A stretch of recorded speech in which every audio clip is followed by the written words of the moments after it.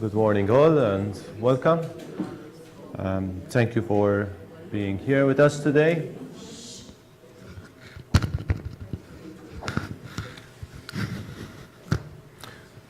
Thank you for being here with us today and thank you for showing interest in our project and simulation. So let me start with saying something about the history of simulation and its use in nursing. So basically, simulation in nursing was first introduced in 1911, becoming more popular in the 1950s. Today, simulation encompasses a range of delivery methods, including low-fidelity simulation, medium-fidelity simulation, and also high-fidelity simulation. In our faculty, we have 2 nursing labs, which were opened in 2007. Due to their limitations, the simulation at our department has remained suboptimal. Although we know that simulation may offer learners exposure to real-life case-based scenarios in a safe environment, learners can practice their skills, receive feedback from facilitators, and also receive feedback from their fellow students. To magnify this, simulation techniques can be used by facilitators to facilitate psychomotor skill development, which will in turn help learners achieve critical thinking, good decision-making skills, and also problem-solving skills. As we have identified this need, we have worked hard and we have successfully managed to secure funds to lead an Erasmus Plus project which includes 9 other university entities. And this gave us the opportunity to share information, new ideas, and experiences in the use of simulation technology. So what we hope to achieve from this project, thanks to Erasmus+, is innovative teaching using simulation technology to better equip our students, thanks to the project iSPAD, which stands for Innovative Simulation Pedagogy for Academic Development. Thank you. Now Dr. Maria Kassar will speak about the iSPAD project in more detail.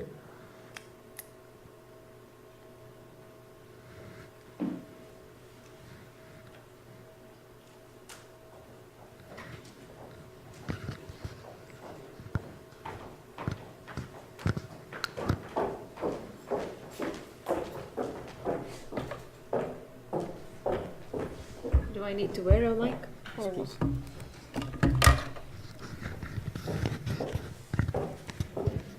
Thank you, Justin, and sorry for the pause.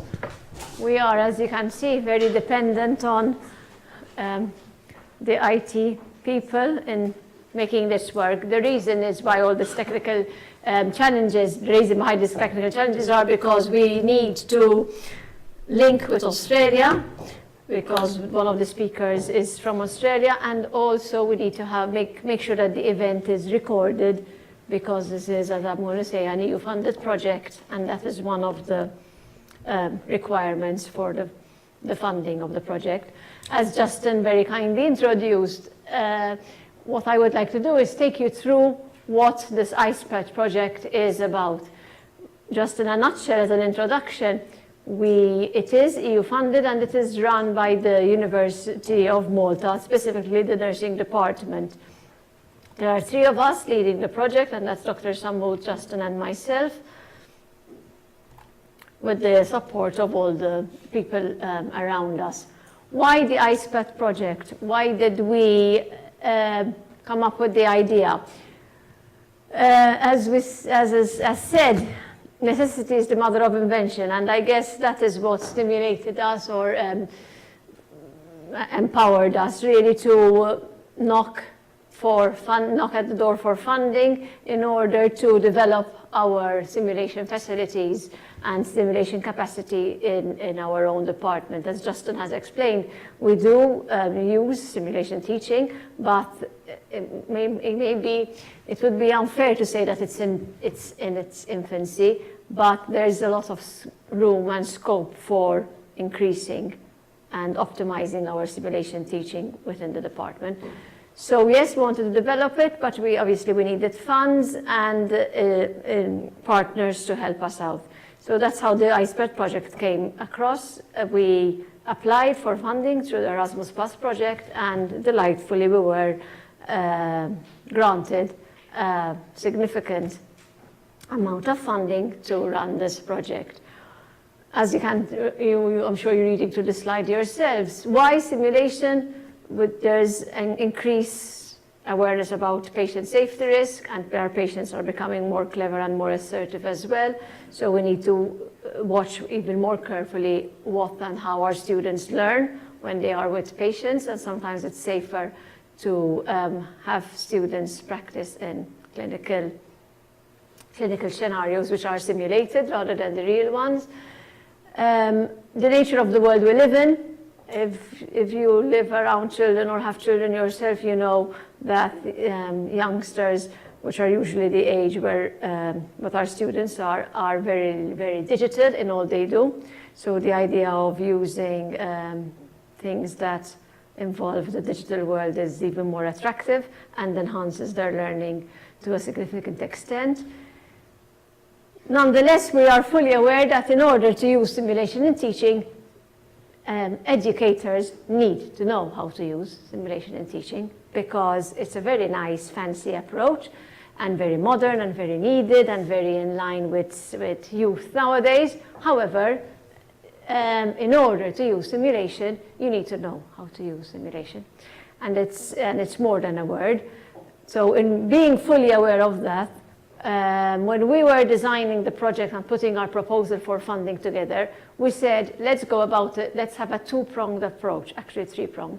But the two main prongs are, one, we need to develop our educators so that educators can use simulation, and then also let's develop some resources for simulation teaching. So the acknowledgement, the realization that we need to train people to be able to use simulation was paramount in our thinking. These are all I was going to say people, these are all the universities who are involved in the project. There are 10 of us.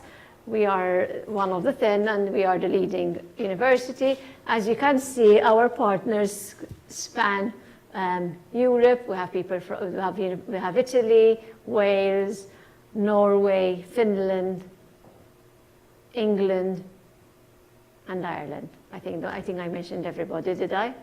Yes. So we have 6 countries, but 10 universities, because from Finland we have more than one. What are the main outputs? That is, what are the main hopeful results of what will be the outcome of the project? There are, as I said, it's two-pronged, 2 main prongs, so the outputs are also two-pronged. We have one output, one result, focusing on training educators, and the other end of the project is about developing resources that can be used to teach our students. When it comes to training, training educators, we developed a program which we called Simulation for Simulation Champions. The idea is, if you allow me to explain, is we said in an ideal world, you train your staff to use simulation in training, to use simulation in their training. However, how difficult is it to train all the staff? We all know it's difficult in many counts, even financially. So what we came up with is the idea of training 2 simulation champions in every entity, and then kind of have trained a trainer. So we have two people, 2 educators from the 10 partners were trained, received training in simulation teaching. And those 2 people now are the champions of their respective university, and hopefully they will pass on the skills that they have learned to the program.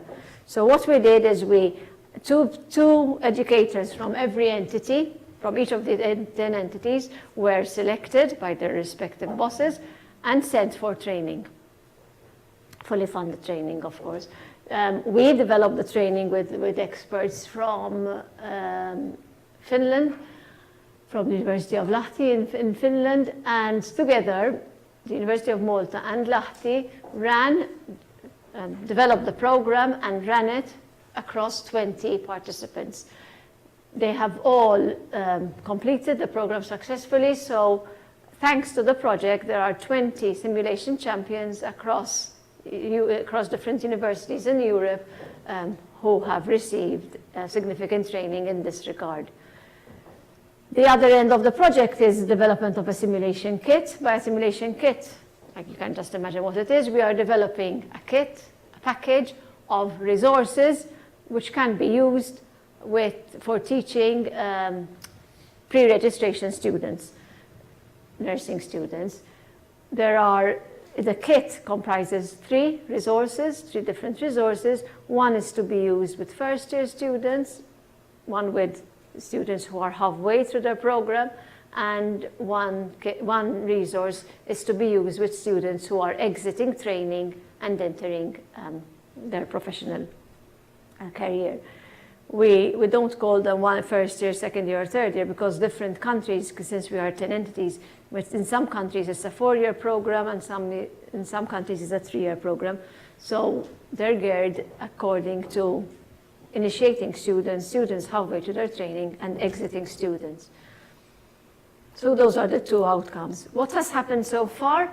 The program started to roll in September, because in July we heard that we got the funding, and in September we started the project with the rolling out the project which we had proposed. We had the first meeting in September 2016, and that was held in Malta because we are the lead university, and it basically entailed getting to know each other, that is the different partners, and setting goals for the rest of the program, of the project, sorry. And the first big task we had to do, and believe me, it was a big task mostly because it was within a very short period. We had to put heads together, develop a course for educators who want to include simulation in their teaching, choose 20 people, get these 20 people together, run the program, and evaluate it. And we had to do all this between September and July of September 2016 to July 2017. So we swiftly designed a program, passed it for all of you who are familiar with the system. We passed it through UpCrew and all the gatekeepers of developing a program. It got accreditation locally in Malta and also in Finland, because we were working closely with one of the partners to develop it.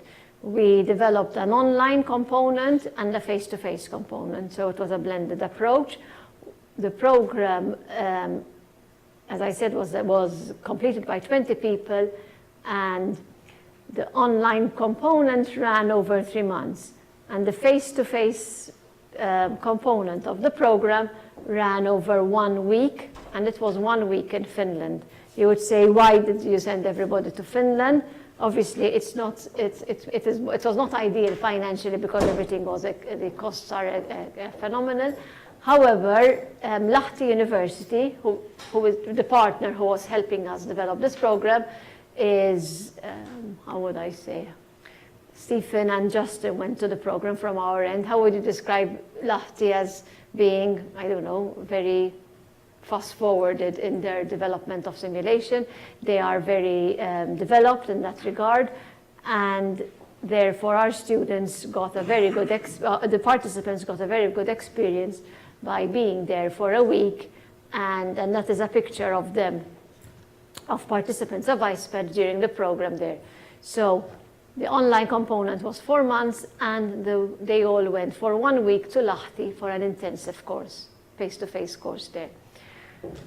And obviously it was all funded by the University of Malta. For anybody who's interested, the NUR for people from the university, NUR 4151 is the code that, if you want to look it up on the University of Malta database.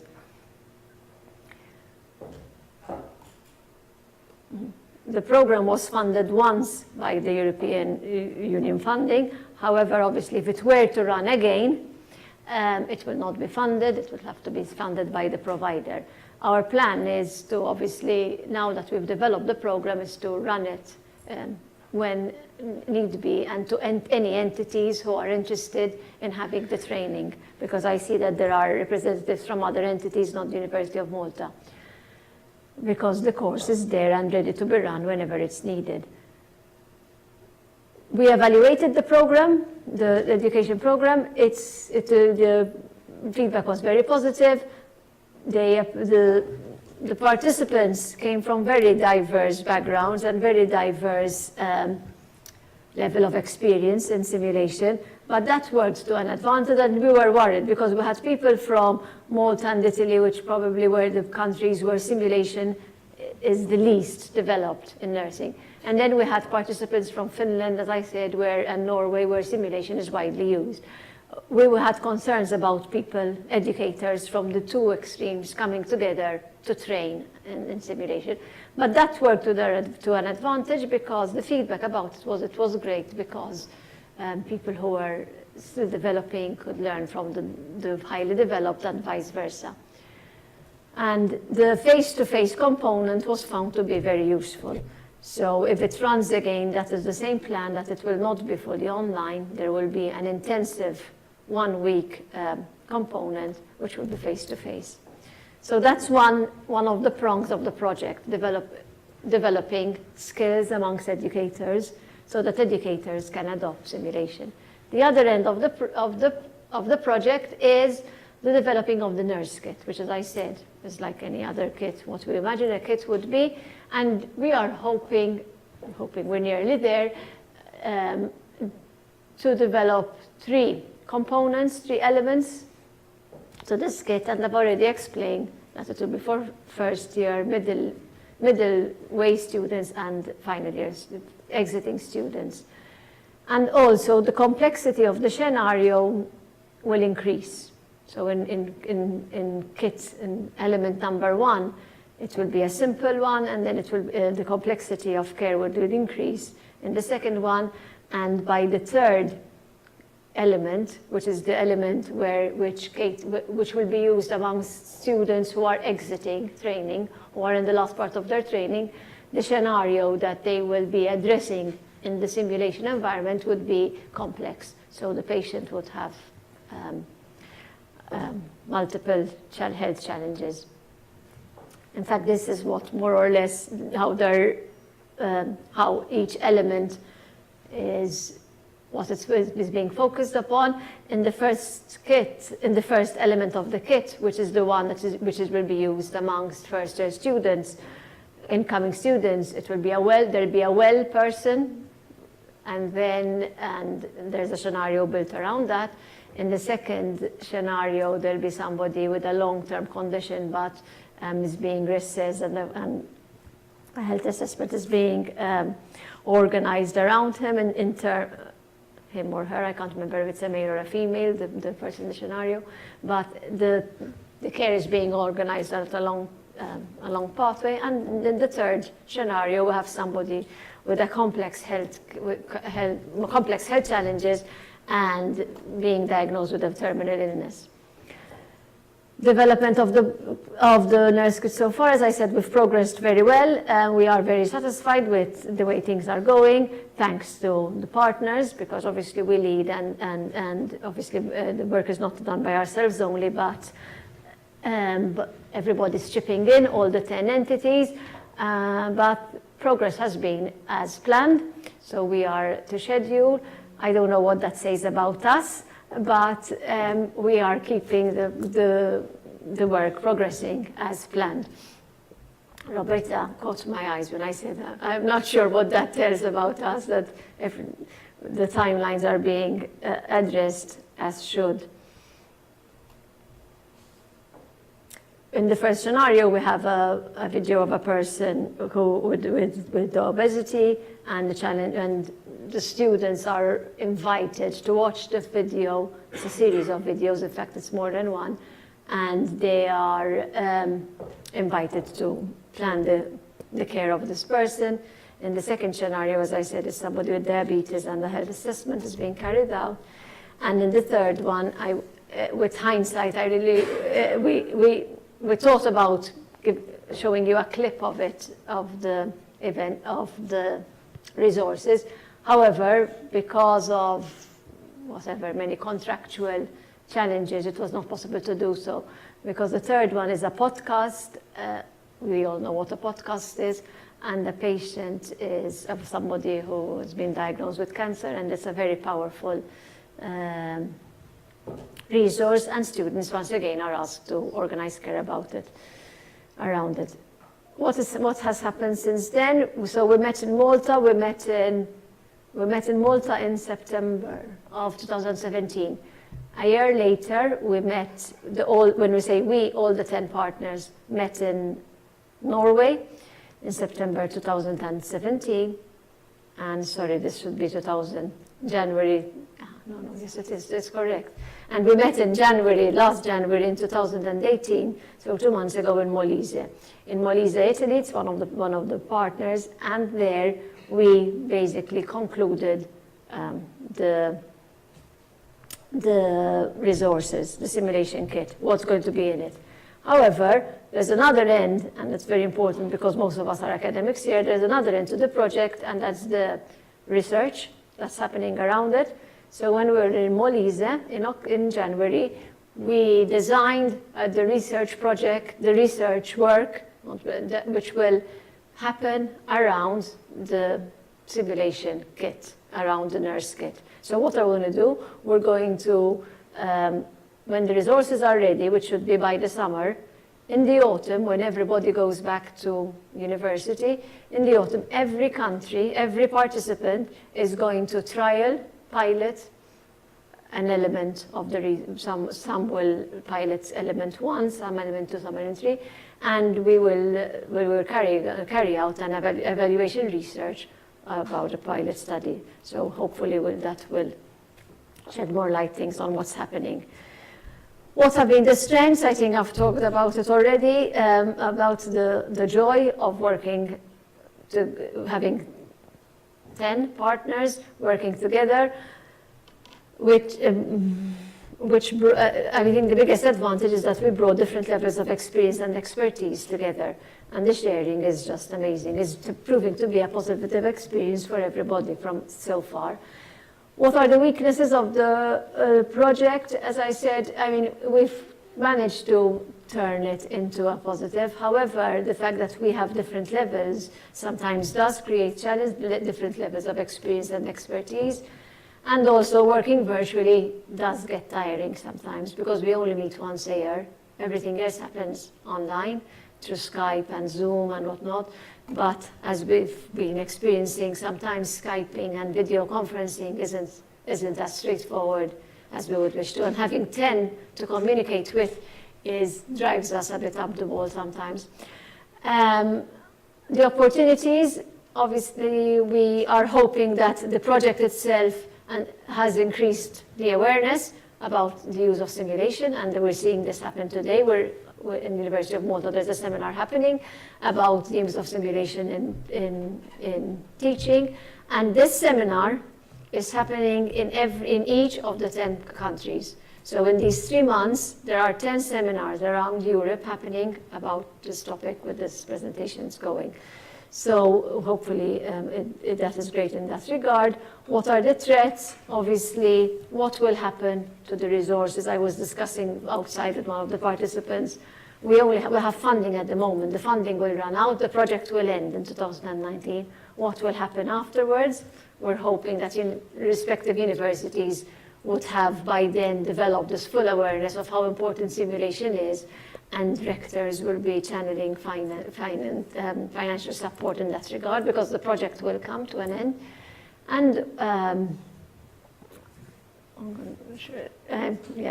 one of the threats is that this is all co-owned, and we are managing to keep everybody together. 10 partners, keeping 10 together is a challenge, but we've managing so far. But what will happen after the project? It will be a pity that so much synergy has been built up amongst these 10 partners, and if that synergy dissipates, I mean, we are quite obviously aware that it will probably happen, but we'll do our level best that the collaborative relationships that have developed will be somehow sustained. But we need to start working towards that, because when funding runs out, everything becomes difficult. We will leave all questions and whatnot for after. We thought we'll do them collectively, so if you have anything in mind that you would like to clarify, we have the final hour. We left it for discussion amongst ourselves, so any clarifications perhaps could happen then, because of the link we have with Australia, and it's late at night there. So we'll run through the program and get their presentation done, and then we'll discuss afterwards. Thank you very much for your attention. I believe Dr. Samos will now introduce the next speaker, and I'm not going to touch anything. I will leave yourselves with the challenge. Okay, so our next speaker is going to be Dr. Stephen Shiberas, who is a consultant and needs statist, and also senior lecturer. And he is responsible for the postgraduate training center at Mater Dei Hospital, where he is very involved in relation to simulation. And this is why we have invited him here today to share his experience with the use of simulation, and how different professions are addressing this, and how we can together, then we can get an idea as to how together we can use simulation for the education of our different professions. Good morning. As I've said, I'm Dr. Shiberas. I'm in charge of the anesthesia section of simulation at the Postgraduate Training Center. Okay. At the Postgraduate Training Center a couple of years ago, in 2011, there was a move to start using simulation. Okay. And we bought our very first Simen 3G, which is a medium fidelity. Simulation was already being used at a low fidelity mannequins, but this was a big upgrade to the whole simulation program. Okay. For those who have never seen a mannequin before, this is a whole group of mannequins. This is not our simulation center, unfortunately. We'd love to come to that point. But when we talk about medium fidelity, it's pretty much what you would expect from something pretty much normal. So a patient who is not very distinguishable from a normal patient, except that it doesn't move. It can talk, it can blink, it can breathe, it can do heart sounds, lung sounds, whatever. At least it doesn't punch you in the face when you do something wrong. And it smiles. Malta is not new to simulation at all. Okay, we have very high fidelity simulations. Most of them, however, are not in the healthcare professions, in the healthcare sector, but rather in the industry, in the airline industry specifically. Okay, this is a new simulator that was bought for last December. Of course, simulation has a common ground both in the airline industry and in healthcare. In fact, one of the biggest links that there is between the healthcare and the medical profession and the airline industry is safety. Okay. In fact, this is one of the videos from an actual airline pilot whose wife died during an anesthetic procedure, and he was pretty much surprised how things were turning out during the procedure, how the doctors acted, and he said during the video, this would never have happened to an airline pilot because of the number of checklists, the number of fail-safe mechanisms that the airline industry has introduced into their profession. So why use simulation? As been said before, it provides a safe environment for the patients, of course, but also a bit for the students, that they can practice knowing that they are not going to get sued in law or taken up to a criminal court or whatever. Okay? It also introduces the factor that you have standard events, so you reduce the variability in assessing between different candidates. Okay? So you can always provide the same scenario to a whole group of 30, 40 people, knowing that then you can grade them or assess them better. And it is very predictable. I want an event to happen today at 9 o'clock in the morning, I can make it happen. With a real patient, it's not always possible. You can teach technical skills, blood pressure taking, venipuncture, intubation, whatever. And you can, even more importantly, teach non-technical skills, like how well do we communicate as a team, how well do we have our leadership skills, how well do we avoid certain types of errors, do I keep doing the same mistake time and time again, not knowing that I'm trying my best for the patient, trying to, for instance, intubate a patient, but when I don't manage, should I continue doing or should I go to another approach? And of course, situation awareness. With regards to technical skills in the simulation center that we have, the main two groups that are using the simulation are the foundation program, led by Dr. Yosef Mukallef. They do technical skills involving venipuncture, NG tube insertions, ABGs, things that were done as a house officer way back in my time on real life patients, and then freaking patients out and freaking doctors out. Nowadays it is done as a structured approach in the first 2 weeks of their program. They have an induction course and they have to show that they are able to have this competency before moving on to other aspects of clinical skills. In anesthesia, we do offer technical skills with regards to chest drains, central line insertions, epidurals and spinals using dedicated models. Of course, using a sim and 3G, which is quite expensive, to do technical skills is a bit of a waste. So we have specific models for them. Okay. Before, we had the simple fruits and stuff that you could use, but nowadays, as said, people like to use more modern equipment. So we have particular models that we can use to show particular skills. This allows time for a candidate, for a participant, to learn the fine motor skills that are required. You cannot just do suture one patient and then teach one, do one, and then see one, do one, and teach one. Okay, you have to have time to practice some fine motor skills, especially nowadays when patients expect a high standard of care, which is rightly so. Okay, and things are getting more and more complicated. Equipment is becoming more and more complicated for everybody, for surgeons, for anaesthetists, for medics. Okay, but of course, it will never replace clinical practice. As I've said, even the high fidelity mannequins will not react to a doctor doing something wrong, which would not be so in real life. And it is important that this allows the candidates to gain confidence in their first time approach to a real life patient.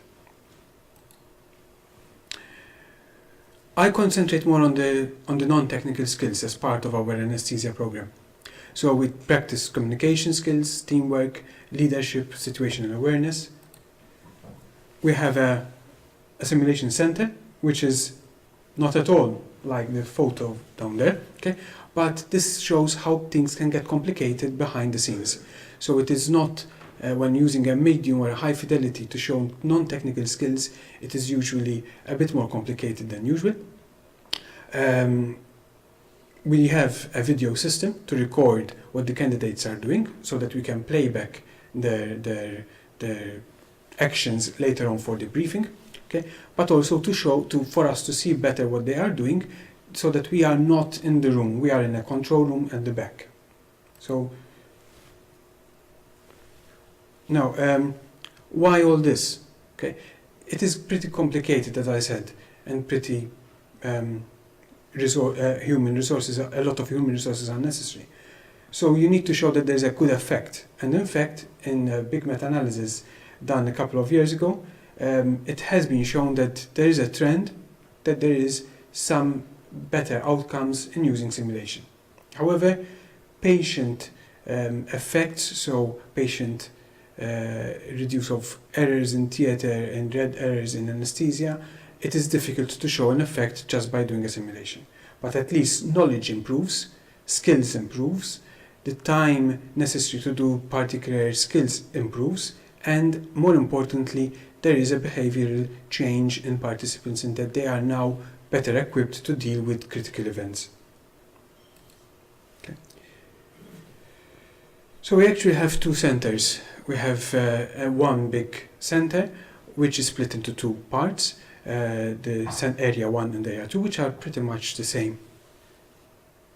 This is new. This was opened up in 2016, about 2 or 3 years ago. Before, we actually took up one theatre. Okay, so we used a theatre for simulation purposes, which was ideal because we had a proper environment for our students. But because of clinical pressures that the theatre needed to be used for clinical use, we had to move out. So another centre was built, which is in the hospital at least. Okay. This is a rough layout of the area. So it is one big middle area where the mannequin would be. Okay. There are 3 cameras on top of the mannequin for us to see in the control room. The control room is the one on this end. Okay. And we control the mannequin, the video systems, and now we've got some upgrades to the system, so we have about 4 computers to run all at the same time. At the back, there would be the debriefing room where the other candidates would be there. So what we do is we have one candidate inside the simulation with the mannequin and another 2 or 3 candidates waiting in the debriefing room. They would be seeing what is happening inside through the camera system projected on a big screen monitor. Okay. In that way, the other candidates, although they are not experiencing the hands-on experience, they are being exposed to what is happening inside. And then, when we do a debriefing, we all participate together. Each scenario is specific. So we have about 24 scenarios right now. We are currently developing another 6 or 7. Okay. Each scenario has a teaching purpose, and we stick to that teaching purpose. This is not a game for us that we have a lot. It's very tempted to start playing with a mannequin and making strange things happen. We want things to be simple. We want the candidate to come out of the simulation session knowing that he has learned at least one particular point. We only specify, for each scenario there's only one teaching purpose. It is not the place to teach 10 things at the same time. Okay. And we have a standard template for each scenario to make sure that the scenarios are standard between all the candidates. With regards to the foundation program, it is pretty similar to ours, except that because there are much more foundation doctors, it is spread over a longer period of time. All foundation year doctors have to do at least 1 session per year. Okay. And they do, besides the technical skills, they concentrate on critical events, things that can happen to a patient in the wards during on-call hours. So palm edemas, MIs, anaphylaxis, surgical perforated viscus or something like that. Okay. In anesthesia, we have done so far 41 sessions. So over the past, we started in 2011, August, so over the past 7 years, we've had 41 sessions, which is not bad. We aim to have every trainee doing a simulation session every 6 to 12 months, usually on average about 9 months. We have different teaching points for the younger trainees. So we try to concentrate on things like morphine overdose, what to do, how to take care of, how to recognize and how to treat such patients. incomplete reversal of neuromuscular blockades, blocked drains post-surgery, especially in ITU. A patient comes in and there's nothing coming out of the drain, but the patient is still in shock. And we also simulate critical events. So we simulate anaphylaxis in a normal elective case, anaphylaxis in obstetrics during a cesarean section, and quite rare events such as malignant hyperthermia, which, touch wood, has not happened so far in the past few years, and also surgical collapse. By surgical collapse, we've also tried some more interesting approaches where the surgeon actually collapses in the scrub room before coming to theatre. So now the anaesthetist has to treat two patients, one the surgeon, and hopefully not kick him, and the patient, and has to prioritize and learn how to use his resources as best as it can be.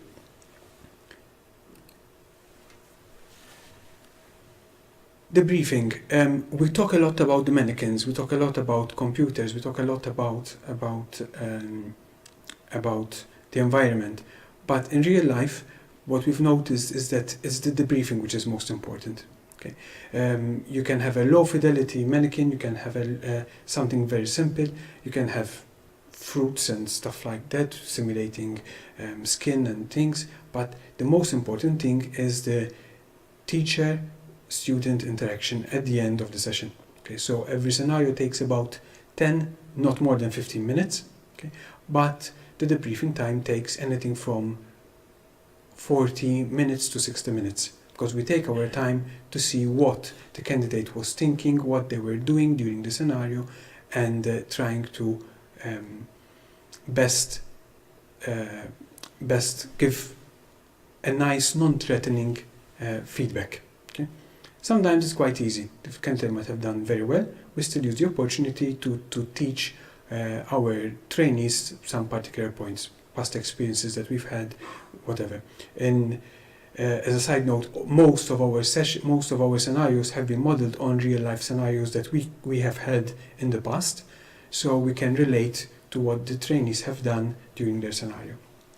Video assistance, it has not really been shown to be any useful to play back what the trainees have done, because it can be a bit threatening to the training, because they have to see themselves doing mistakes in front of other people, so it's not really very nice, and it wastes time. So what we usually do is we have it there as a backup, just in case somebody wants to discuss particular notes, we can go back to that particular part of the scenario.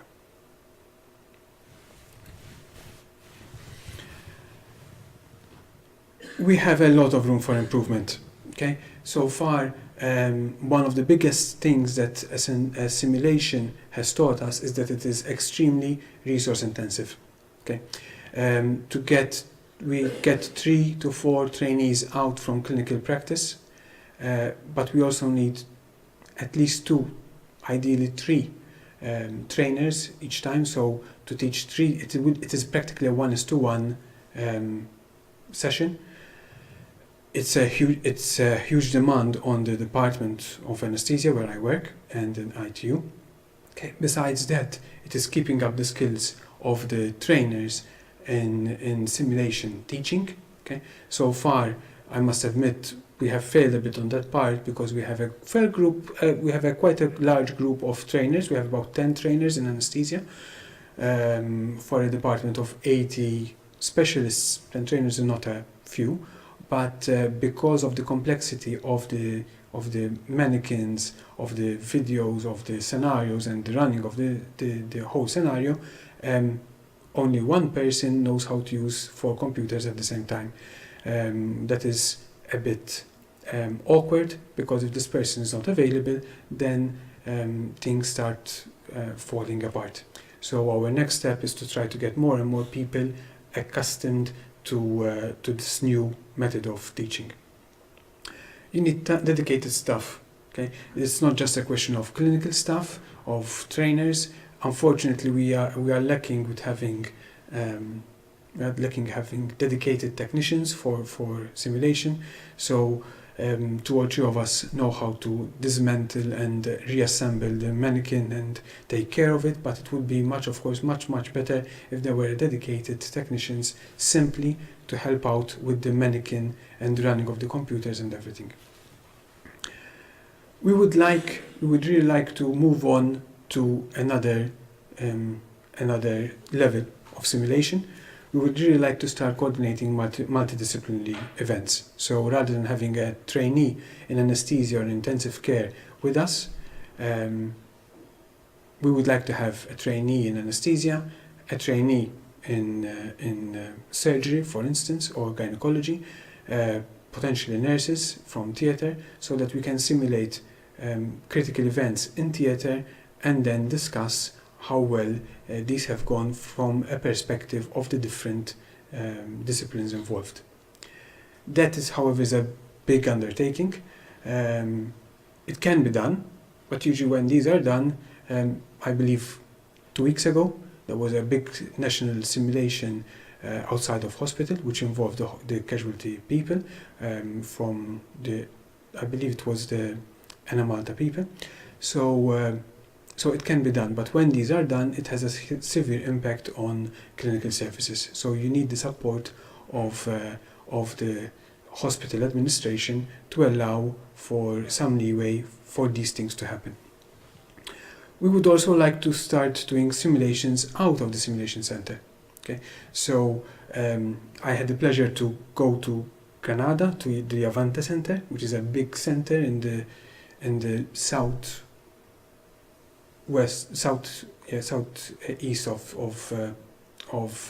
of Spain.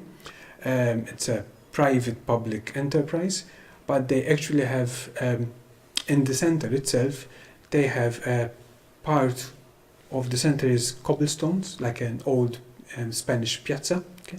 And there's a dedicated ambulance which is not for clinical use, simply for simulation, and paramedics have to simulate coming into this piazza, going up a small stairway in what is called corridor, and having to take an old lady down on a stretcher without causing further damage to the patient or to anything around.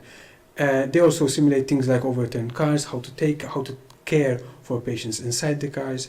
They have a helicopter, their model, of course, of a helicopter.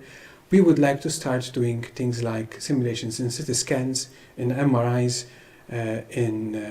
in helicopter transfers. We have a sister hospital here in Gozo, so we are involved in that as well. These are our plans for the future. Unfortunately, these are a bit more way in the future. Okay. That's it for me. I promised that I would be short to make time for the coffee break, so I hope that I've delivered. I will welcome any questions, I think, after Dr. Holmes' presentation. Thank you very much.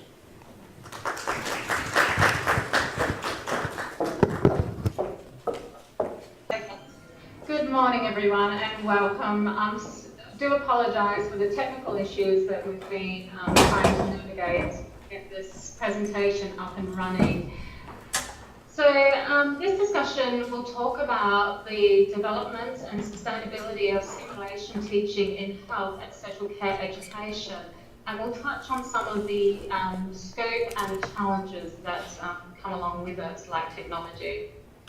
So the methodology of simulation-based learning has gained widespread recognition within the field of health and social care education as a powerful tool for reinforcing clinical knowledge. Simulation is an educational methodology, not a technology, and there has been a shift in the mindset from what simulation can do to how simulation can best be used to improve patient care. We can go to the next slide now, Maria.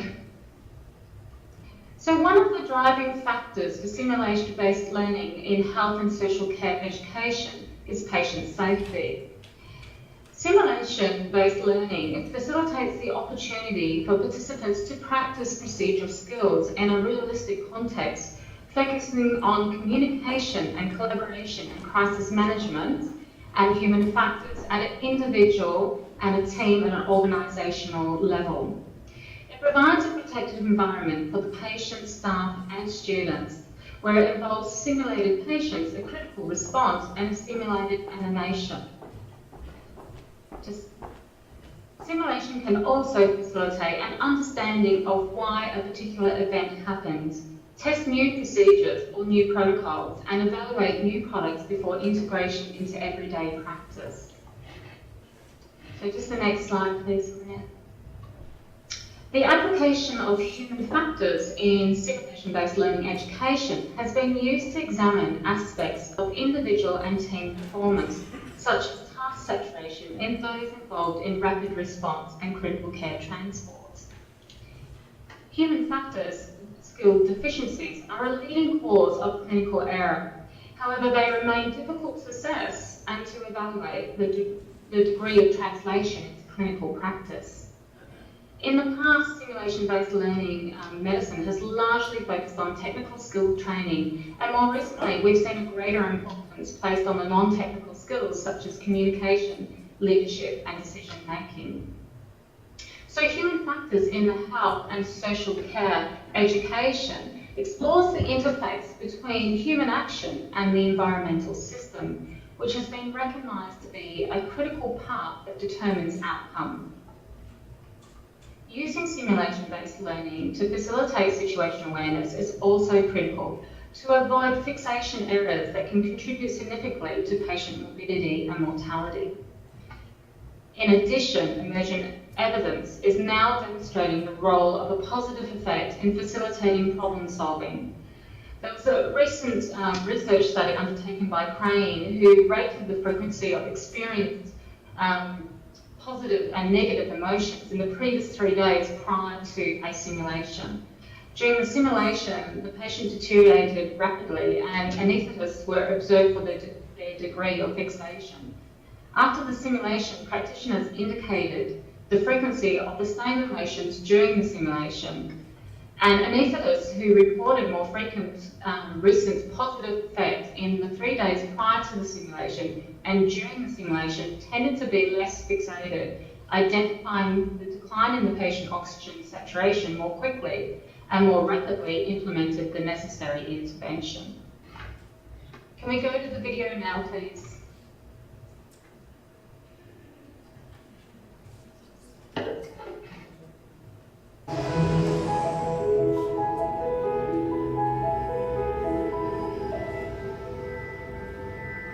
We've got Amanda, she's a 25-year-old lady. You can see she's saying left side chest pain. Yep. She's got decreased air entry on the left. Just let's get her into the research. Yeah. Okay, so guys, this is a 25-year-old with a small horse. At the moment, she's got chest pain and reduced entry on the left side. She's right. Right. We haven't got a micro here. Today, hospital trauma departments around Australia will treat more than 1,000 people. 27 will die. Not fantastic. Why don't we get the blood started? So we're going to have to make tracks towards the... Well, let's get it packaged up and ready to go. But we're going to get moving. Okay, let's go.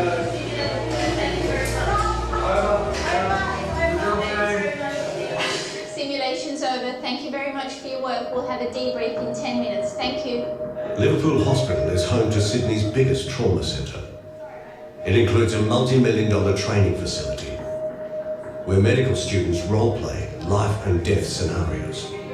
The problem is that it did actually take a while, so the patient did become really quite unstable. We'll debrief that and we'll go through that with them and explain to them that it took too long.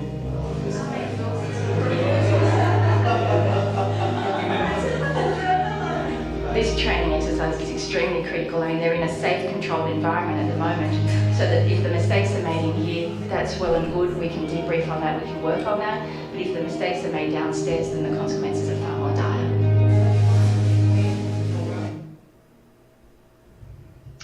This was a simulation that was undertaken in our clinical simulation centre. And as you can see, I think, the most important point here is that they've undertaken the simulation, they've actually taken too long to put a chest tube in and the patient has become quite unwell. And in this protected environment, students are allowed to, or staff members are allowed to make these mistakes that they can debrief later, and look at how they might change practice in future clinical scenarios. And if it was to happen in like a emergency department, that patient would have been at risk. So you can see where simulation can, be a tool where we can, practice and learn from. And we're just going to go to the next slide. So you might ask the question, does simulation work? So healthcare training has traditionally relied on a C1, do1 approach to teaching, and teaching in this context focuses on imparting knowledge.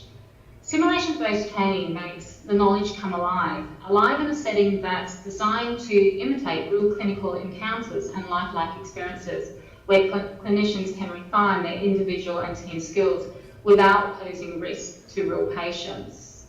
And this is just a group of our students undertaking a simulation that was an anaphylaxis scenario that happened during in-flight on an airplane. I'll just go to the next slide. So again, you might say, however, does simulation-based medical education with deliberate practice yield better results than the traditional clinical education? And this was a comparative review that was undertaken by William and colleagues. And the outcomes from that saying that research is still really quite limited in this area. I mean, out of the 3,742 articles that were identified, only 14 met the inclusion criteria. They did, however, conclude that results demonstrated in simulation-based medical education achieves greater learning outcomes in comparison to the traditional clinical medical education in achieving specific clinical skill acquisition goals. And we'll just go to the next one. So we're going to have a look at some advantages of simulation. So through simulation-based learning, participants can be provided with a range of accessible learning opportunities where there's freedom to make mistakes and learn from them without adverse patient outcomes. And so that's a really good advantage. Each learning experience can be customised to meet learning objectives embedded in the curriculum, and also the individual personal learning objectives, or to meet organisational training requirements. And I think what's really important here is that participants are provided with immediate feedback within the debriefing session post-simulation. And we'll just go to the next slide. So for learning to be effective, we need really clear learning objectives, and they need to be observable, measurable, learner-centred and action-orientated. And so this is just a systematic approach to learning. And for the first, level, we talk about knowledge acquisition. So usually our students will have a tutorial first, where their knowledge is reinforced through self and assessment, as well. And then the next level is scaffolded on, and they have the skills proficiency. So they're learning a defined skill and practice using task trainers. From there, they move into decision making. And so that's where we bring in a more complex simulated real patient case, and we provide immediate feedback to develop those critical thinking skills. And then from there, we scaffold again into simulation in teams. We work as a team, so we need to train as a team. And, what we're hoping for an outcome there is to reduce clinical errors and improve teamwork and communication and leadership skills. And then finally, in the clinical experience, our undergraduate students will learn by observing others to develop competence. I'll just go to the next slide, thank you. So some of the things to consider are your scenario in the first instance, that the learning outcomes have been developed in alignment with formal curriculum mapping or learning training needs, and that we have some evaluation of the activity as well, pre and post. Resources is another area that we need to look at, and I think this was touched on in the previous presentation. And so you need to, sort of consider, are we using low fidelity, medium fidelity, or high fidelity simulators to run a scenario, and what learning outcomes are we hoping to achieve from that? And also that, ensuring that our staff are trained in actually developing those learning outcomes and being able to run simulation sessions as well. And with the audience, our scenarios need to be fit to context. So one of the issues that we've come across, or things that have been a little bit more difficult in interprofessional simulation, is ensuring that everyone has a role, everyone can achieve their personal learning outcomes within that simulation, especially if you've got physiotherapy students and pharmacy students working alongside medical students, and also nursing and social work.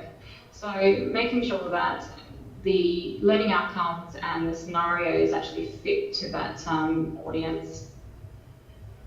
The other things that we've come across in the past is timing, trying to get everyone together at the same time to run an interprofessional simulation can be quite challenging, especially when you have undergraduate nursing students out on clinical placement, and you've also got the medical students out on clinical placement, and also allied health, and trying to bring all of those disciplines together into one simulation can be quite challenging. And engaging, and making sure that you engage the clinical preceptors at the same time. With faculty staff, the number and expertise is something that we need to consider. Quite often, sometimes we don't have the staffing that's required to run a simulation, and we might run off of 1 or 2 staffs, and it's not enough. You really need to think about whether we're having 3 or 4 staff members that you can actually undertake the simulation, I suppose, better, And so you need to also not only have the number, but you need to have the expertise in it. So because we want to provide a safe learning environment, and our staff need to engage in self-development, and they need to be competent in debriefing as well. And another area is the recruitment and retention of simulation champions is absolutely vital to ensuring that your simulation program runs, smoothly. The technical personnel that we have, within our centre, we need to make sure that they've got the innovation capability as well, so they're able to create scenarios and environments that are engaging and immersive for the participants to step into. And then we also need to look at the context, so whether we're going to run our scenarios as an in situ simulation, so out in the clinical area on the wards, or whether we're going to run it within the simulation centre. And it just depends, like the in situ simulation is a really good way of identifying and coming up with some strategies to resolve some of the system errors that you might come across in the actual clinical environments. So just going to the next slide now. So the importance of debriefing. One of the, we're not there to tell them what they did wrong. We are there to find out why they did what they did. And the debrief is aimed at altering the perception of what they need to do. And I think when you alter that, you improve the quality of care. There are several debriefing tools available to guide simulation educators. And the London Handbook of Debriefing is an excellent resource outlining a 5-step feedback and debriefing tool. And so they start off with, before the case, making sure that you've got set learning objectives, and also asking the participants what it is that they would like to get out of the case as well. And then after the case, it's just very, very simple. How did it go? What went well and why? Address any concerns, what did not go so well and why, review the learning points, so inquire into whether their learning objectives were met for this case, and what did they learn about their own clinical and technical skills, and then what did they learn about teamwork skills. And then planning ahead. So what actions would they take or could they take to improve future clinical practice? So what would they change in the future in their clinical practice as a result of undertaking that simulation? We're just going to go to the next slide. So post-simulation versus in-simulation debriefing, there's a lot of talk about this, and there's a study that was undertaken by Hecklam and colleagues. And they looked at 161 students who were randomly assigned to receive either post-simulation debriefing or in-simulation debriefing. And the outcomes from this study was that students felt that a simulation experience followed by a debriefing session helped them learn more effectively, better understand the correct and incorrect actions, and was overall a more effective compared with debriefing that occurred in simulation. We still use here in certain circumstances the pause and reflect method. So we might stop a simulation, especially if the participants are going in, I suppose, alternative direction to what we're trying to steer them in for the learning objectives to be met. So we might stop the simulation, pause, and have a bit of a reflection moment then. But more than often, we will take them into the simulation room, into the debriefing room after the simulation has concluded, and then do a thorough debrief as well. So just go to the next slide, thank you, Laura. So just a little bit about simulation centre space and lab design. So the size and the design of any simulation lab or labs will of course depend on the budget available and the square footage available for the lab as well. So make sure that all the stakeholders are involved from the beginning. Take your facilities, IT and AV staff to visit a sim lab to show them, all of the components that are required, and make sure that they understand how all the equipment talks to each other, the cabling that's required, the gas lines, compressors if you're using compressors, video recording and playback, and etc. Some mannequin vendors will have systems that integrate many of these components, but it can be quite expensive as well. Just next slide, thank you. So issues to consider when starting a new simulation education program. I think, faculty simulation anxiety is, something that you do need to consider. There are many initial barriers preventing faculty new to simulation from welcoming or even tolerating simulation.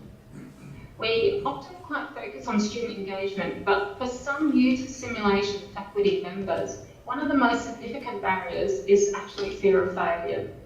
And therefore, when implementing change, also consider some strategies like open days, inviting everyone in to have a look at the simulation centre, lots of training so that they can experience simulation, those sorts of events, so that you can engage the faculty members and reduce some of that simulation anxiety. I think some of the other things you need to consider are things like, are we going to have one lab or are we going to have many? Where's the location of the control room? Are we going to use one-way mirrors, storage, we need extra wide doorways to move the beds through, barouches, things like that. And we'll just go to the next slide. So some of the challenges of simulation in health and social care education, for us, it was quite a challenge to get SimMan 3G into this airplane seat up on the stage. So it doesn't actually bend very well. But research studies have shown that simulators and mannequins are quite often underutilised. And a lot of the times you go into a simulation setting, you can see them on the shelves and they're not being used. So the two main reasons are equipment downtime and a lack of trained staff. Equipment downtime is a result of a non-operational, poorly functional equipment, and this causes disruptions to productivity and ultimately, learner outcomes. And availability of trained staff can mean the difference between a successful and unsuccessful simulation program. Those who are capable of both operating equipment as well as running simulations to meet the educational objectives of the curriculum are often quite a scarce resource. So whether due to equipment downtime, untrained staff, or both, the underuse of simulators represents a poor return on investment. And so to realise realise the full potential of a simulation program, equipment must be operational at all times and staff must also know how to operate it. It is also critical that staff do learn how to integrate simulation into the curriculum and training programs. Achieving the greatest value from your investment is actually twofold. So keeping the simulators operational allows for more training time per staff or student, and staff that is trained effectively to implement educational objectives is the most valuable return on investment of all. And this results in improved learner outcomes and, more importantly, more safe lives. The other challenge I briefly spoke about before was that in spite of the increasing attempts to integrate interprofessional learning in medicine or nursing and allied health, there are numerous challenges that have been cited in international literature. While the studies do confirm the benefits of IPL and simulation, the barriers to sustainability are well documented. And in addition, studies confirming translational patient safety outcomes are quite limited as well. So there's still quite a scope for more research within this area. So I'm just going to the next slide. So prepare for the unexpected, like we did just beforehand, in terms of technology going wrong. So think about, what to do when participants will drive a scenario in an alternative direction, and you can use strategies like that pause and discuss to bring the team back to a focal point. And always have an alternative plan for when your sim man catches fire, which has happened to us before at an international workshop, where the scenario called for a sim man to be quite diaphoretic, and the technician poured too much, sprayed too much water on the chest cavity, and he ended up smoking and not working. So then we had to go to plan B and use SimMan ALS. That was okay to use SimMan ALS, but SimMan ALS doesn't have the capability of seizuring, and the actual scenario called for, for the patient to be seizuring. So then we had to go towards, making a compressor and blowing up the glove and popping that under the shoulders of the SimMan ALS, and having someone who's at the table, underneath the table, making him move. So that was our plan B. Just the next slide, thank you. Something that's sort of been talked about in the literature recently is the low dose high frequency training, the method of doing this. So research shows that healthcare providers and students' skill retention declines as soon as 3 months after training. And most healthcare workers or undergraduate students do not get the experience they need to maintain the skills outside of the infrequent training intervals. So low dose high frequency training is a competence building approach that promotes maximum retention of clinical knowledge, skills and attitudes. The low dose high frequency training is short and it's targeted simulation based learning activities which are spaced over time and reinforced with structured ongoing practice sessions. So instead of having, quite involved simulation workshops, we quite often just run a very short, sharp, what we call mini scenarios, which will last for about 6 to 8 minutes, and then we'll debrief straight after that. And we try and increase those frequencies quite regularly throughout our curriculum. Just next slide, thank you.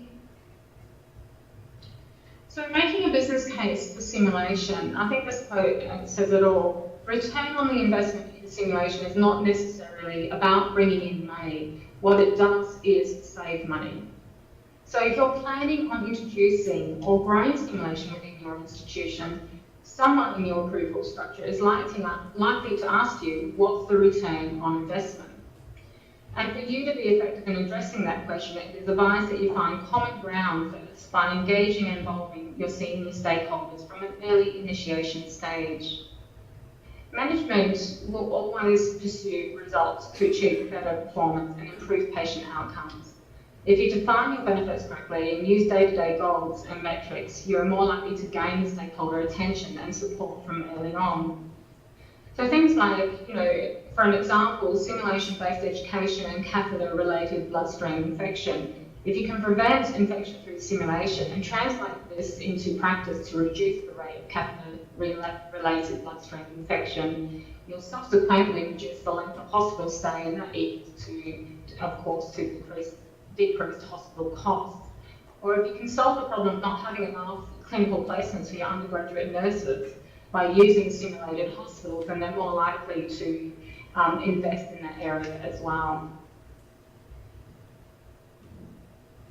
I'll just go to the next one, which is our final slide. And so I've just posed a few questions here for discussion. And the first one is looking at how do we avoid training in silos? And the second one is how do we engage within industry device testing and innovation?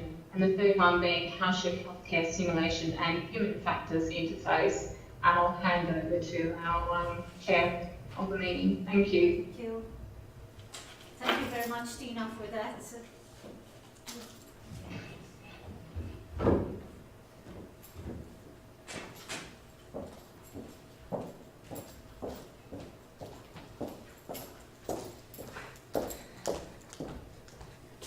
So thank you, Tina, for that very interesting presentation. I'm sure that everyone, has appreciated it, and thank you also for your patience in getting this done. So we will now open the floor for discussion. I think where we're coming with this is that we did realize now 2 years ago, before we embarked on this project, that we were missing out on certain aspects of learning in regards to within our programs. And I think, Tina, you really summarized this really well in that slide where you showed the different aspects of learning. That is knowledge acquisition, skills, proficiency, decision-making, the use of simulation and clinical learning. So we were actually missing out on two aspects of that, I would say, which is decision-making and simulation. And this is what led us to embark on this project. As you have been hearing, the possibilities are endless. So when we started to think about this, there are endless possibilities. High fidelity, medium level fidelity, low fidelity simulation. There is also a big field now developing in relation to virtual simulation. I suppose that this project took off because we felt, I would say, rather overwhelmed as to where we should actually start. If you have nothing running, where do you start, right? So this is where we are coming from. And we do have quite a bit of equipment within our faculty for simulation. So we do have SimMen. We have around 3 SimMen, for example, which have never been used to their full potential. So your point about equipment downtime was very relevant. To date, I think I wouldn't say that there are barriers to use by staff because the use of simulation is not appreciated, but rather it is because we have never had the training, and we haven't actually understood what needs to be done, I would say. And as you have said, it is very time intensive, right? So preparation of your scenarios, running the scenarios, is actually very time intensive. So this is where we are coming from. And now I would like to open the discussion with the questions that we have had posed over here to us by Tina, so that we can, hear from you where, particularly the people from outside our universities, where you see this going, and if there are any points that you would like to make.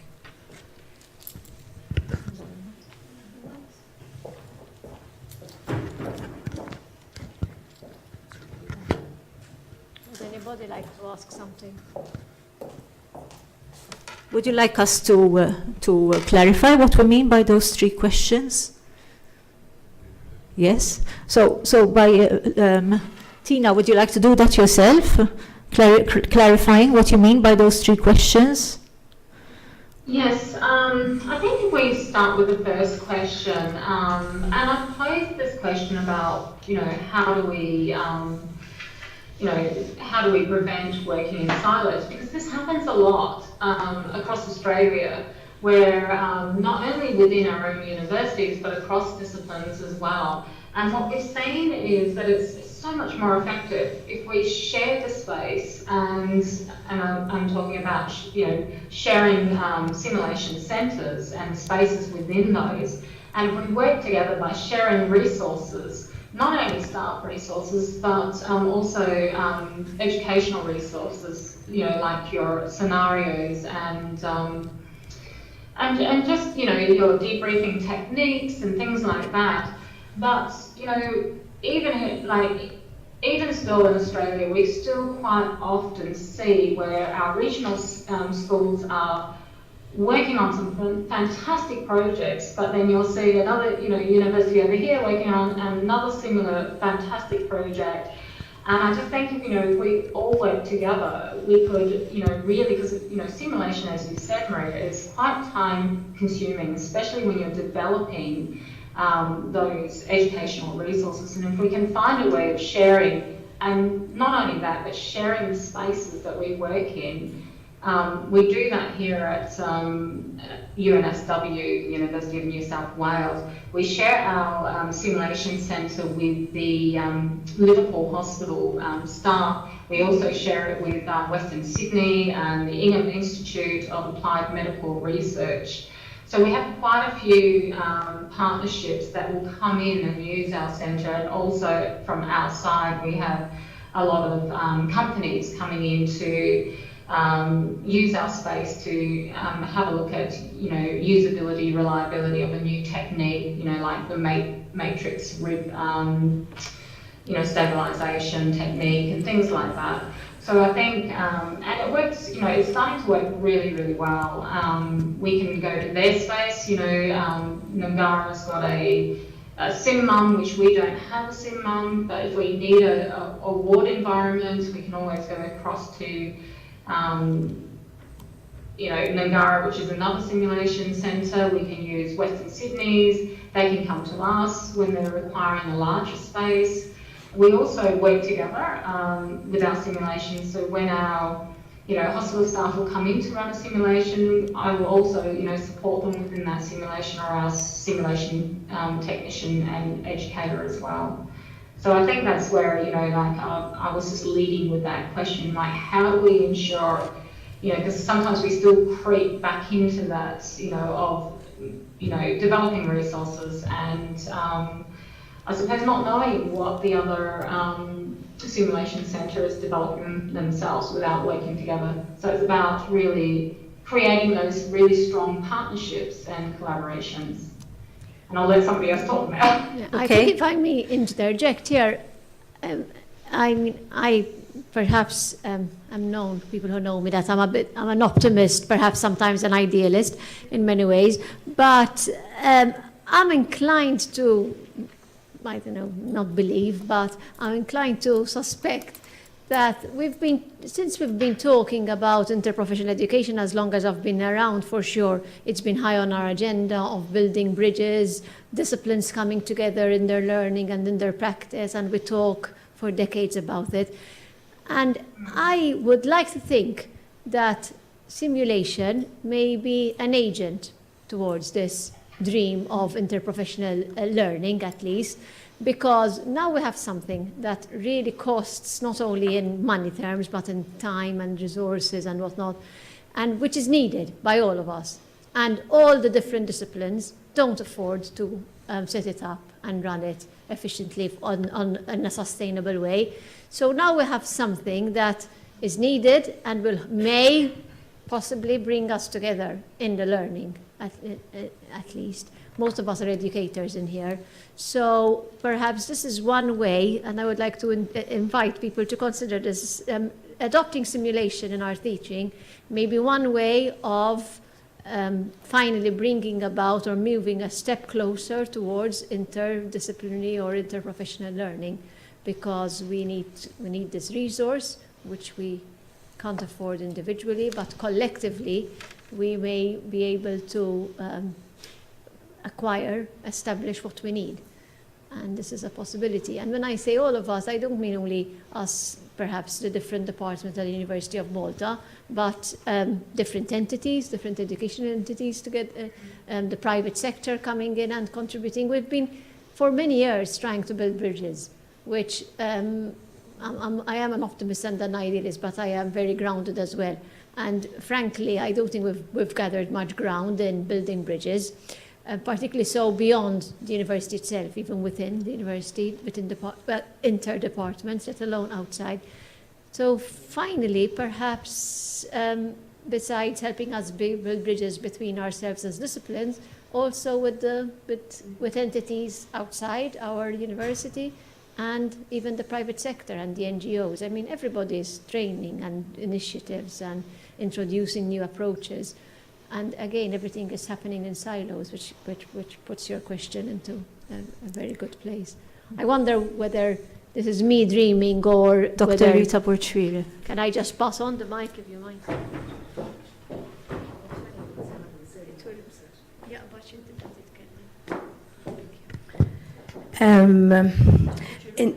I'm Rita Borchwire. Presently, I'm the head of the Department of Midwifery. We are very similar. We've been using simulation also for some years now. I also have to admit that maybe we haven't been using the simulation to its full potential. One of the issues being, as was already mentioned here, is the issues of training. Although I have to say that we have been trained, but then another issue is an issue of taking care of the technical equipment, which is obviously high-tech equipment. And I think those are one of the main issues that are present themselves. Another issue in simulation, maybe I've started from the challenges. Well, it's good to finish with the positives. Another issue is that simulation technology changes very quickly. So I think one of the issues we need to keep in mind is that the technology changes very quickly and they cost a substantial sum of money. So these are all issues we need to take care of.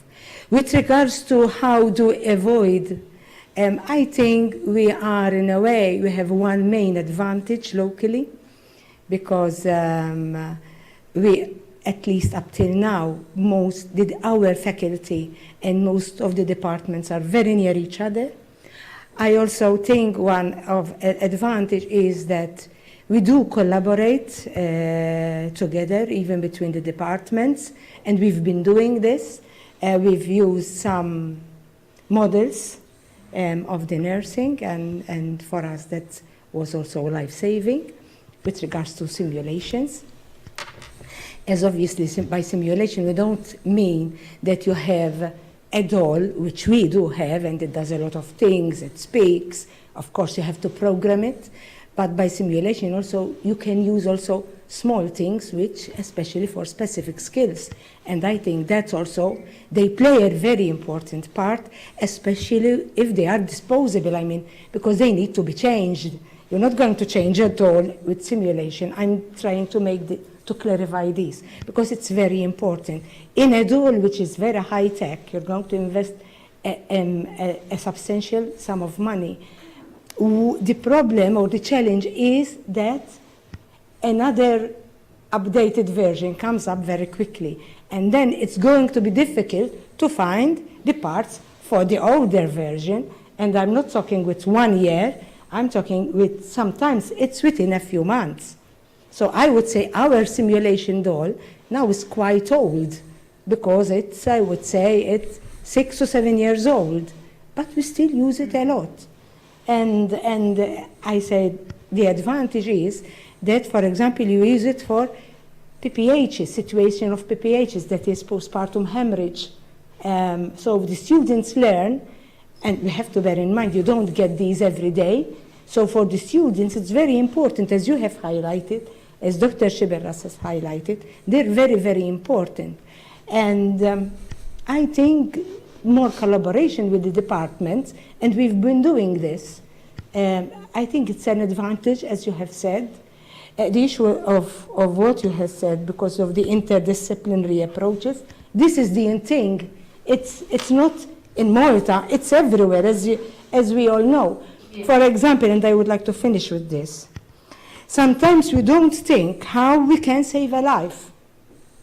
And this, I'm not speaking for myself. I'm giving an example that the president of FIGO has given in another, something similar like this overseas.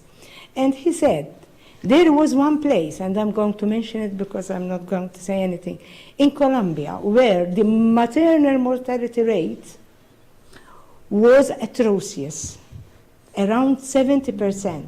Why? Because it was a small village, and until the mothers comes, most of these women will be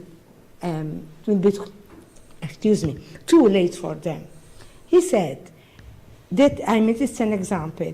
He said, we decided to train everybody, including the porter of the casualty, because opening a door in an emergency saves life.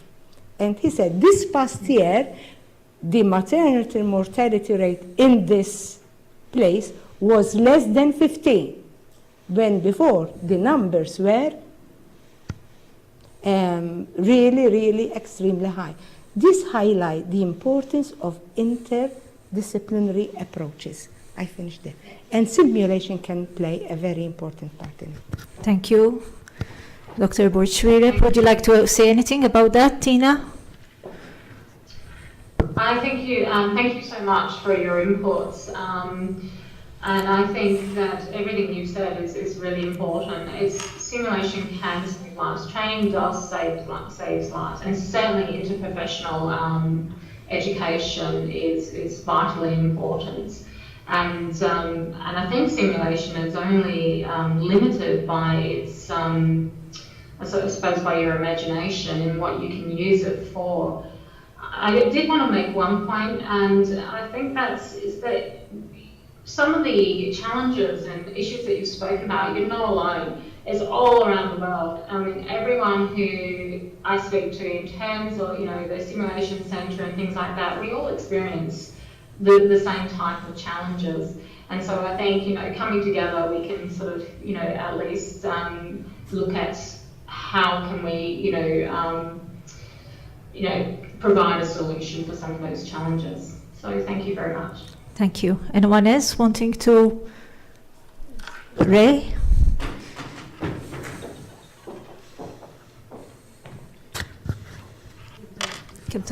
Hi, I'm Raymond Grishti, and I'm the senior practice nurse for a rehab hospital and the elderly hospital. I have a curiosity, and allow me to ask. I've been for a nurse for over 30 years, and obviously in my time we had no simulation centers, no simulation training. We all know that nowadays we're facing difficulties regarding face-to-face communication with the younger generation because they're using Facebook, chat, messages, and this sort of thing. My curiosity is, having simulation centers, would that make the carer, the healthcare professional, without feelings, without empathy? Don't take me wrong, I'm not against these things. Actually, I'm in favor 100%. But my curiosity is, are there any studies which show that when staff qualify, having trained on simulation centers, they might be without feelings? Because putting a needle in a mannequin 10, 15 times, the mannequin wouldn't say, I'm hurting. But putting it on a human being, that's completely different. So dealing with a mannequin and dealing with a human being, that's completely different. Are there any studies which show this or not? Thanks. Would you like to? Yes, please go ahead. That's a very good point, and thank you for that. I haven't come across, to be honest with you, I've not come across any studies that talk about whether or not, emotions are sort of devoid in simulation. But what I do know from experience is that we've had simulated hospitals where our students have had to work like 4-hour shifts once a week, and they do that all the way through their undergraduate nursing program, which is a 3-year bachelor program. And I've had students come up to me in the hallway and say, I'm really concerned about Carl. I was thinking about him last night. And this is a patient that they've been looking after. So we've always had, in that type of setting, we have patients with patient stories, and these students see their simulated patient not only in the clinical skills, skills lab or in the simulation centre, but they actually see them in a virtual reality community as well that we've developed. So we've also got not only, they'll have families and they'll have children and grandchildren, and they'll see them at different stages of their life. So Carl could be a child, or Carl can be a teenager, and Carl will evolve through his adult years and also through into his elderly years. And I think the key, just from my experience, or what I believe the key is really sort of having that immersive environment. And I think in the past we've had staff that might refer, or other staff that might refer, general people that might refer to the mannequins as a doll or a mannequin, but we always make sure that we refer to them as the patient that they are. And certainly when we run our simulations, whether we're using a Megaco Kelly or something that, it doesn't always have to be high fidelity, but we still use the microphones, and we still will respond in real time through the mannequin, so that when they are interacting with the mannequin, they do have real time response, that they do moan when, they're having a procedure done and things like that, or, tell them that they're experiencing pain. But I do think the key is really trying to create that engaging, immersive environment, and that's, it sometimes can be challenging, but I'm not sure if anybody else has got any thoughts there or experience. Yes, Dr. Shiberas.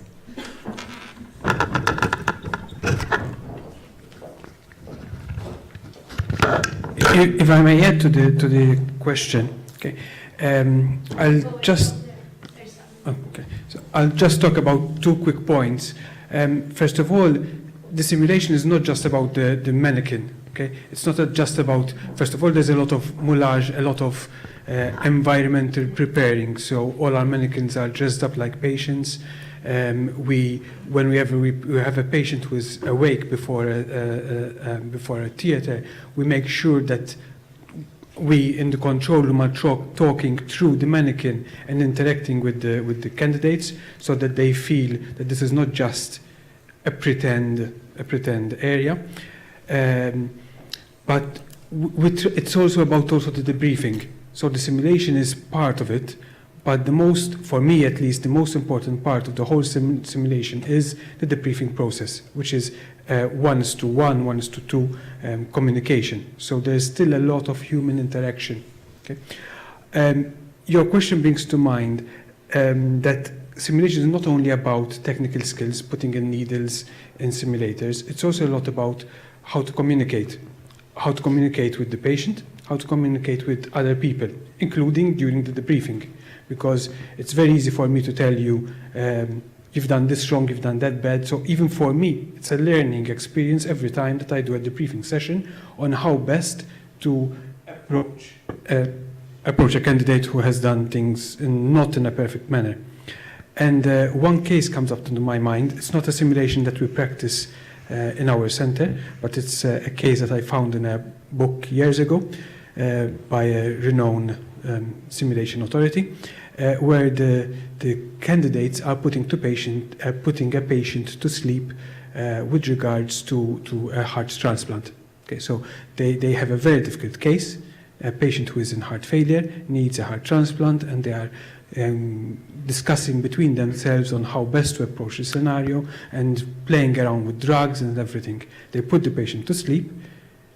Nothing happens. They receive a phone call, okay, that the plane with the heart donor has crashed and everybody has died. So they now have to wake the patient up and tell her that the donor, the heart, the transplantation was not done. Okay? Now, instead of a simulation, they have a real person, okay, an old lady, okay, who, when they are explaining to her, I'm sorry that the operation was not done, this is, well, whatever, the first thing that she actually says is, oh, poor team. So she's thinking not about her heart, but about the people on board of that plane, which the candidates were not even thinking about. But this goes to show how simulation can actually improve our presentation skills, our communication skills. Because if you have something like this, okay, and you are a trainer, and you are one of the candidates, you remember that thing for the rest of your life, definitely. So simulation is a means not just of showing off, of playing with dolls and everything. Nowadays, as you said, our trainees are growing up in a time when I used to play with my colleagues, with my friends back home, we used to play football, and you wouldn't even talk to your guy except at halftime or whatever. Nowadays they play with people from Australia, with video links and talking and swearing at each other and not even meeting them. So they are still practicing a lot of communication skills. So I would not be afraid of using simulation and being afraid that our young doctors and nurses will all grow up being robots. Thank you. I think this having an engaging, immersive environment is a very important point. And just to add to that, Ray, I would say that simulation is only one component of what we do with our students. So we are not saying that the only thing that will happen is simulation, but it is, in my view, a very important component which prepares students for the real world, you know, so that they have experienced not only rare events, but even frequent events, which are very difficult to handle, because sometimes we talk only about the rare events which some students will never experience, right? But actually, perhaps there are frequent events, like, for example, breaking bad news, as you were talking about, which happen very frequently, but which are very, very difficult for the individual to handle. I absolutely agree there, Maria, and thank you, Dr. Shivaras, as well, for your important points that you've made. I think very much the same. We use a different modality of simulation at times where we'll have, you know, like organ donation after, you know, cardiac death. And so we'll start off with actors, you know, simulated patients, human simulated patients, where the students will need to have a family conference. And then once the family conference is over, then they, you know, need to then care for not only the family, but the patient during withdrawal of treatment before they move into theatre and then end scenario. So I think, you know, there are, you know, ways that you can incorporate those human factors into your simulations. Any other comments on this first question? Yes? Okay, so Carmel, Dr. Carmel Caruana, and then Chris. Hello. It's just a sort of suggestions, really. First of all, I think that if we're going for interprofessional teams, I think the simulation objects or simulation tools need to be developed by multidisciplinary teams. One of the problems of this project, it's not a criticism, but one of the project is that it's entirely set up by nurses for nurses. So I think one suggestion would be to move, once this project is over, to go for another project where you can involve other professions and try to produce something multi-professionally. Secondly, I think that even interprofessional relationship and conversations also need to be simulated. Okay? Because often, sort of, we send nurses, for example, to practice for the first time. Perhaps they are with a patient, the doctor comes along and they start discussing, and even the nurse, the student nurse, doesn't know exactly how to approach that consultant, and even that, the conversation itself needs to be simulated and done in a less threatening environment before it is actually done in practice. Those suggestions. Thank you. I think they're both very good suggestions. Absolutely agree. Chris? There was somebody else? You said, Maria? Yes. Hi, I'm Chris from the Training Center of St. Vincent de Paul. I totally agree with Ray. So when it comes to simulation, I totally agree with simulations, because when it comes to skills, you can learn skills like inserting a venflon or inserting a urinary catheter or an NG tube. Regarding urinary catheters and NG tubes, it's quite straightforward with a mannequin. Sometimes you find challenging patients, or maybe you are trying to insert a catheter which is difficult to insert, or an NG tube when the patient is trying to pull it out. So simulation, I agree totally with it, but sometimes with challenging behaviors, with maybe relatives next to you. Sometimes we notice that with the new nurses are facing difficulty with facing relatives and facing challenging behaviors with the patients. So it's not that straightforward to teach someone how to handle a difficult situation, like for example the skill of NG tube or challenging behavior, or the relatives are in a panicking stage and you cannot control them and they are trying to get next to you. So simulation is good, but there is one of the challenges, I think, to challenge their behavior, or to try to calm them down, and you try to work, do your job. Thank you. So I suppose this is about having as a realistic a scenario as possible, right? Creating the kind of context which is as realistic as possible. Yes, Mr. Sharp. You're on the other side. Can you come down the mic, please, Carmen?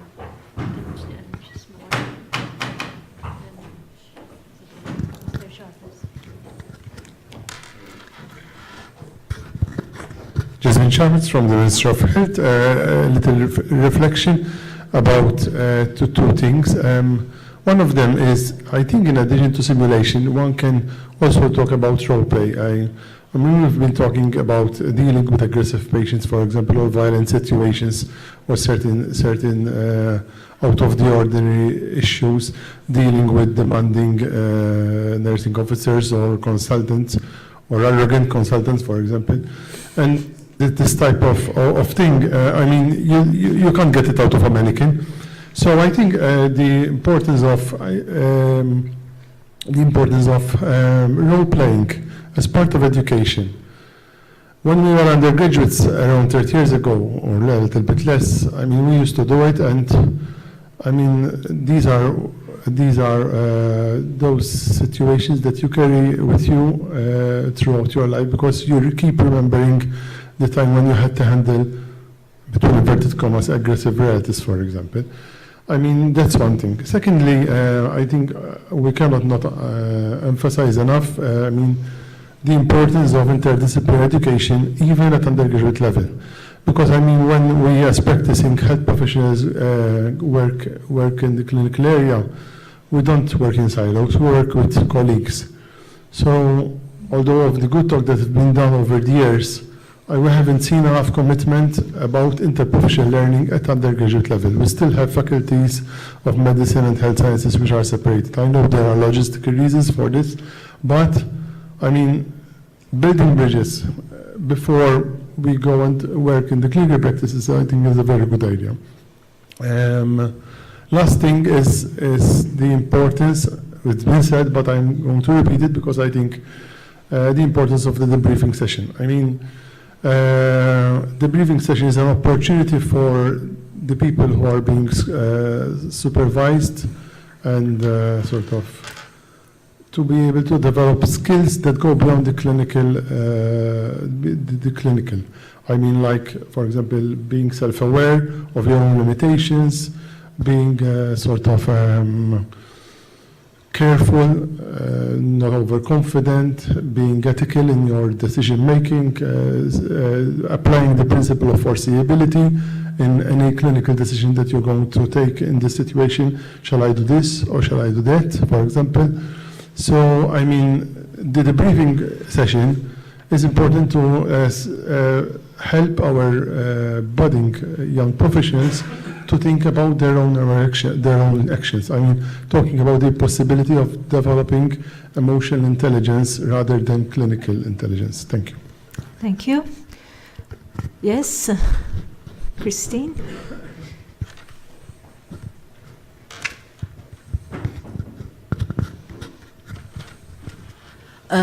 Christine Grima, in Practice Development, Oncology. I think simulation can provide a method of learning, but I think that learning is across, like as was in common. So it is for the people who are learning and the people who are carrying out that learning. But one comment that I would like to make here is that I've heard a lot about multidisciplinary, interprofessional involvement and all that, and I agree with all the arguments presented, but I feel that really, at least I'm not aware of it, I've not heard it this morning, patients themselves should be involved in this. Because when a patient is going in for major surgery, there are feelings that the patient is going through. If bad news was broken to a patient, we should be more aware of this. I don't think that we involve the patient experience, not our interpretation of the patient experience, but the actual patient experience itself. I do understand that this is not possible, obviously, in all scenarios or for all, but even for very, very small things, such as experiencing, I don't know, being washed, something as very, very simple as that. I think we can actually involve people who have been there, and that would enrich our experience. When it comes to simulation, I do see that there might be a risk of actually dehumanizing the situation. However, if the situation, the whole learning experience is given its due seriousness, I don't think there would be. So it needs to be seen as something that is valuable as a learning experience. And also when it comes to the learners themselves, and it wouldn't be only undergraduates, I would think even nurses who have qualified and have been there and been working for a number of years, because you would have different feelings as an undergraduate than somebody who has been in the area for an amount of years. Obviously you change as well. I think when it comes to communication scenarios, this method can provide a way of protecting the learner. I was very intrigued by you saying it is not what they did wrong, but why? Why? What was happening? I mean, with the difficulties you face, what is happening inside you when you are having the patient's family around, when somebody is acting, I don't know, arrogant, difficult, whatever. So you can really bring those in if you are attuned to it. And I do insist, or at least see the importance of bringing people who have been through the experience. Obviously, we need those views. It is different for me. When I had to undergo anesthesia, it was different for me when I was a patient. And it's different for me when I am being with the patient as a nurse. But both are very valuable. So, thank you. Yes. I think we need to make it clear that simulation is there to teach the student, but it is never going to replace the clinical experience of the student, because it's the clinical experience then is going to give you the richness I consider simulation as an ethical process of training the student initially prior to the actual clinical experience. Because of that, the student is made richer, he's much more confident, and when he faces in the clinical experience, he is going to react better, he's going to be much more confident because he's going to avoid making even sometimes simple mistakes. And I think for that, the student, it's a much more fertile learning situation. Thank you. Yes, Sir Mira.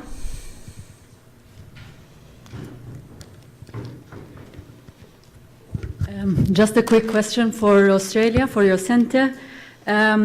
Very often we hear of the inconsistencies between research and clinical gap, or the inconsistencies between what we teach and what happens in the clinical area. So I just wanted to see, what do you do? Do you have simulation champions that do the training for your undergrads and also for your clinical staff? Do you have, in order to ensure sustainability, is there a system that undergrads have the training in simulation and then clinical staff also have this kind of training? Thank you. Thank you for the question. In our clinical simulation centre, we've really looked hard and long about sustainability. Just to give you a bit of a background, we are situated within a hospital. So we're on the Liverpool Hospital route, which is a major teaching trauma hospital. So we're sitting on their land. The centre itself was built with funds from the Ingham Applied Medical Centre and the Western Sydney University, and funding also from UNSW. The running of the centre and all the staff and all the equipment is funded through the University of New South Wales. So we fund, the staff, the cost of staffing, all the resources, all the consumables, everything.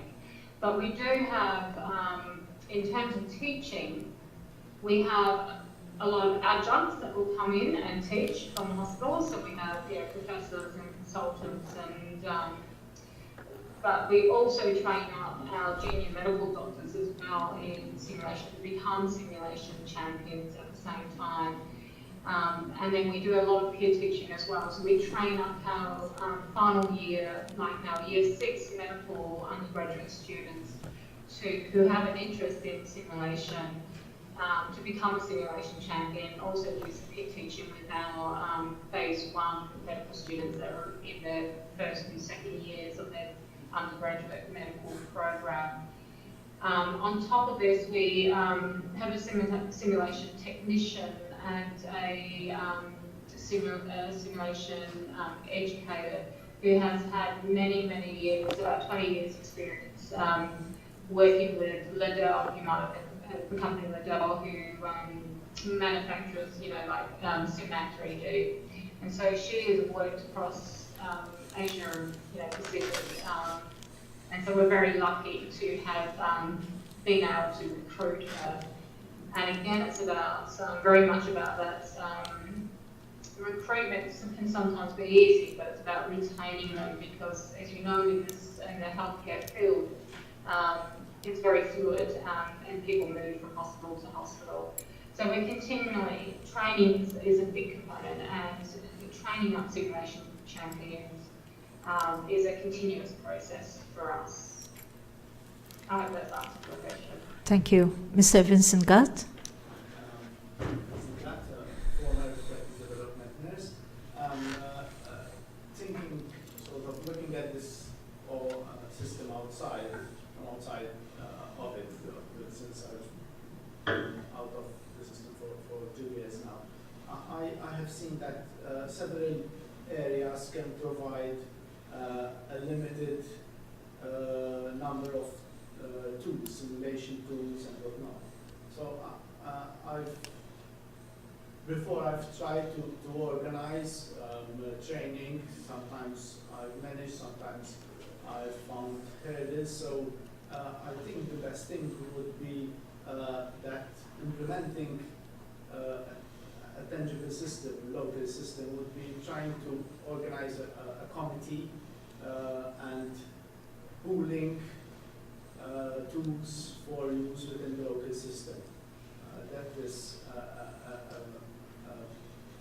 an initial way to get going, and through that I presume that there will be better support, more support and more participation from all interested parties. Okay. Mr. Gatt, you're involved with industry, as we know, right? With a medical company. Perhaps we could start addressing the second question. How can we engage with industry, device testing and innovation? Okay. Obviously, industry invests in an area where they will Make a profit? Definitely, it all boils down to conscience and fairness. That's one thing for sure. But it is something that the industry would want to see something which provides a win-win situation for all. So choosing the correct participants, the correct sponsors, and providing feedback or tangible results which the industry may utilize in its favor as well. So everyone would learn and would come out with a broader level of knowledge in favor of healthcare. I think that is an initial aspect which is very important to take off in a broader partnership system. Okay, thank you. Any other person who wanted to comment on this? Okay, thank you, Mr. Gatt.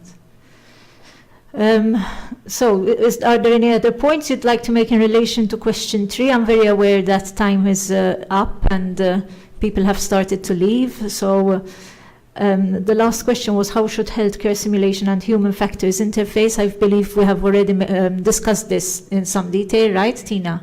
Is there any aspect which you wanted to highlight, or perhaps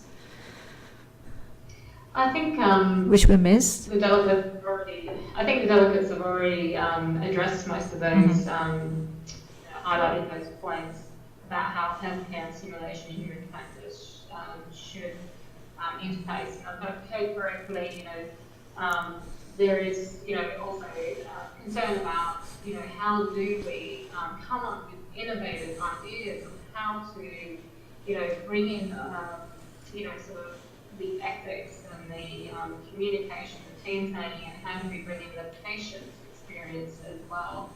And just to touch on the patient's experience, we're very lucky to be situated within a hospital. So we actually have patient stories, which we call, stories that we call patient stories from the patients. And we share them every month, throughout the hospital with their approval. And we can learn from those, those patients' experiences. And then we also learn from that and implement it within our, clinical scenarios as well. And we also, of course, look at the adverse events data, that's collected within the hospital. So I think there are, it's not going to replace everything, but I think there are ways that we can start to integrate that patient experience as well. Thank you very much. I thank you all for having attended today's seminar. Before we leave, I'd like to let you all know that this session has been recorded in its entirety. That's why we've got that green light lit over here. And I hope that there are no objections to us uploading this online. Is there anyone who would object? Okay, thank you very much, and thank you all for having come, and we hope that, that we will see the evolution of the use of simulation within our university and within our healthcare system. Thank you, and thank you to Dr. Tina Holmes for her input and for her patience this evening, right, for you. Thank you very much.